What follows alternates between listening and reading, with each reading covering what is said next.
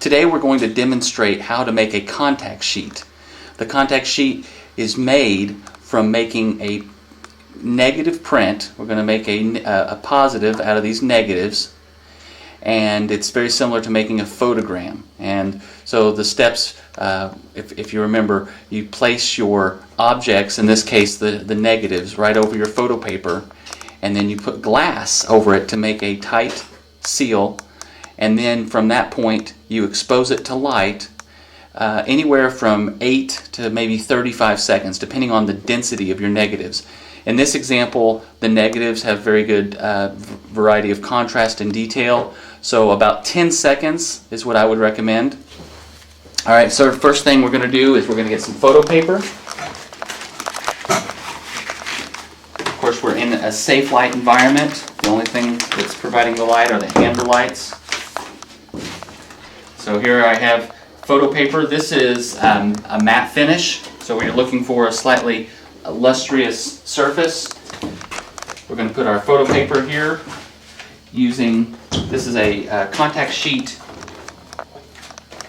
holder.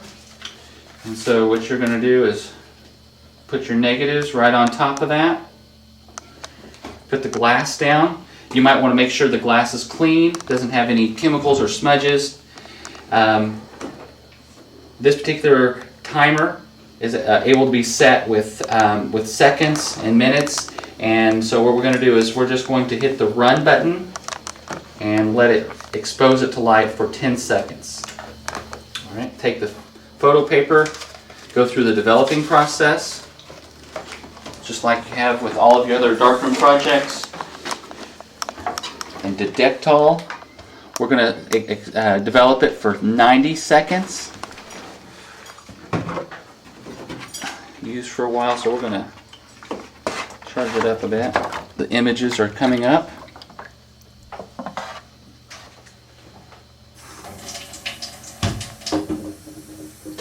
And there are some of the details that are a little bit bright, so if you were to do any adjustments, we could expose the negatives for maybe an additional 5 to 10 seconds, so that would be between 15 and 20 total.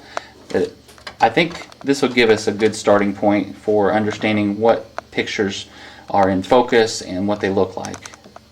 Some of the reasoning behind making a contact sheet is that each of these little thumbnail proofs give us information about if the picture was in focus, if the picture was well exposed, and maybe most importantly, the subject matter. You want to make sure that your subject, is not with their eyes closed, or if your subject is looking goofy, that may not be what you're going for. You want to take the time to really look at each print so that you can make that assessment. Alright, so we're going to go to the stop bath.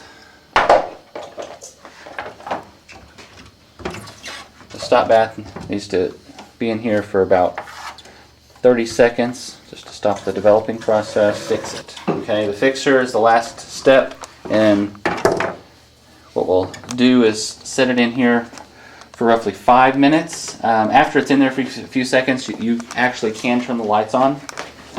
After you get done fixing it, what you'll need to do is rinse it for about 5 minutes, and then after you rinse it, then you need to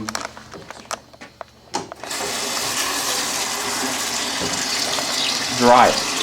So make sure you go to the hand dryer in the bathrooms. That's the easiest place to go. Alright, we're going to take the print out of the fix, put it into the rinse, let it rinse for about 5 minutes. Alright, what we're going to do is we're going to take our contact sheet from the wash to... Alright, well, we've dried the photo paper under the dryer, and so what you need to do is take a close look at each of the frames and identify the ones that are not only technically good but also creative, and so that maybe require a trip to the light table. Okay, we've got our contact sheet made, and we have our negatives, so we can kind of compare the two. As you start to decide which pictures you like the best, you might take a close look under a light on a light table with this little 50mm lens. Works great for identifying details in your pictures. So if you can look very closely to make sure your photo is in focus and that your subject matter looks just the way you want it to. And use a grease pencil or a Sharpie to mark the photos that you want to make pictures of. You might also make some visual notes about what areas are really bright, what areas might be dark, because once you get into the dark room, you're going to be wanting to customize your print by dodging and burning, and also making some prints.